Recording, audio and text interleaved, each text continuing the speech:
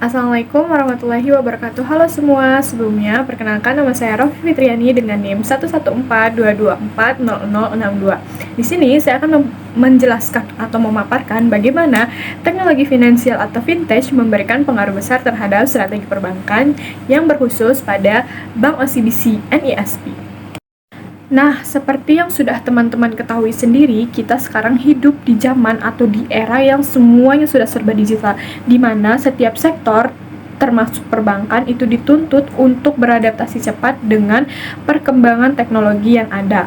Nah, bank sendiri juga tidak hanya sebagai tempat penyimpanan uang, tetapi bank juga harus bisa menyediakan layanan keuangan yang cepat, mudah, dan efisien. Nah, teknologi finansial atau fintech sendiri ini sudah mengubah cara nasabah berinteraksi dengan banknya. Yang dimana dulunya kita harus datang mengantri di bank, sekarang hanya tinggal mengklik mobile banking yang kita punya. Bank OCBC NISP ini juga salah satu bank swasta terbesar di Indonesia, juga terdampak oleh dorongan atau gelombang digitalisasi ini. Oleh karena itu, pentingnya kita untuk menganalisis bagaimana fintech atau teknologi finansial ini memengaruhi bank OCBC tersebut. Nah, tujuan dari penelitian ini tuh apa sih? Tujuan dari penelitian ini sendiri adalah untuk menjelaskan bagaimana teknologi finansial dapat memengaruhi strategi bisnis yang berada di Bank OCBC NISP, serta bagaimana Bank OCBC menyikapi perubahan ini untuk tetap kompetitif di era atau di tengah persaingan industri yang ketat. Nah, penelitian ini bersifat kualitatif deskriptif, di mana menggunakan dua metode analisis, yaitu wawancara langsung kepada Kepala Bank OCBC NISP sendiri dan serta analisis SWOT. Nah, analisis SWOT sendiri adalah sebuah metode perencanaan strategis yang digunakan untuk mengevaluasi kekuatan atau strengths, kelemahan atau weakness, peluang atau opportunities, dan ancaman atau threats dalam suatu proyek atau bisnis. Analisis ini membantu organisasi untuk memahami posisi strateginya dan mengembangkan strategi yang tepat untuk meraih kesuksesan. Yang pertama itu ada strength atau kekuatan, di mana nasabah dapat melakukan transaksi kapan saja, di mana saja, tanpa harus datang ke kantor cabang. Transaksi digital juga memberikan keamanan, kenyamanan, dan kecepatan tinggi.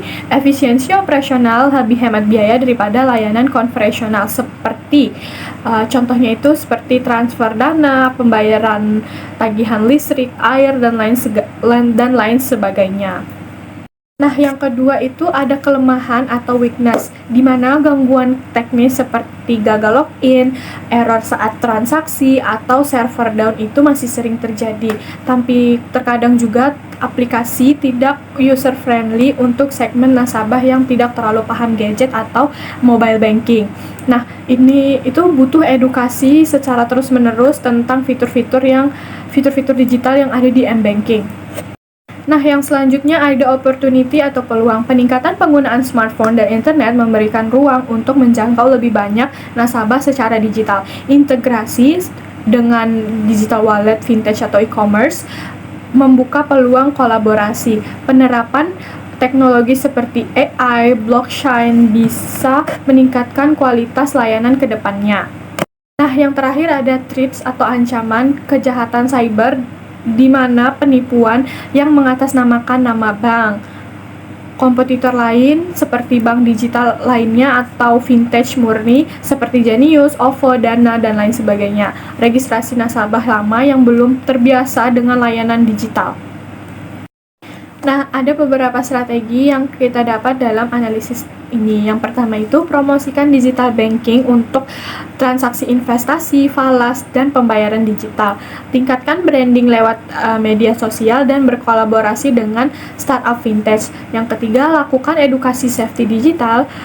Digital safety memperbarui sistem keamanan seperti firewall, OTP, dan biometric login. Inovasi produk agar tidak kalah dari kompetitor lain, dan pastikan tampilan aplikasi lebih intuitif.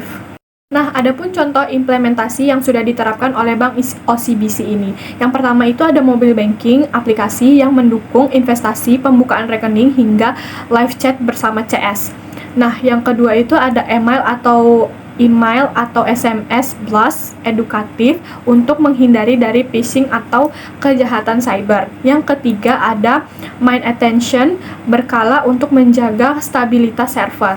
Kesimpulan yang bisa diambil dari analisis tersebut adalah teknologi finansial mendorong bank untuk merombak strategi dan operasional menjadi lebih efisien, modern, dan berfokus pada kenyamanan nasabah. Bank OCBC sendiri menunjukkan respon adaptif dengan menerapkan berbagai inovasi digital. Kedepannya, keberhasilan bank ditentukan oleh kemampuan mereka mengikuti dan mengadaptasi perkembangan teknologi secara berkelanjutan. Demikian penjelasan dari saya tentang pengaruh teknologi finansial atau vintage terhadap strategi perbankan yang berfokus pada Bank OCBC NISP. Terima kasih atas perhatiannya. Wassalamualaikum warahmatullahi wabarakatuh. Bye-bye. Terima kasih.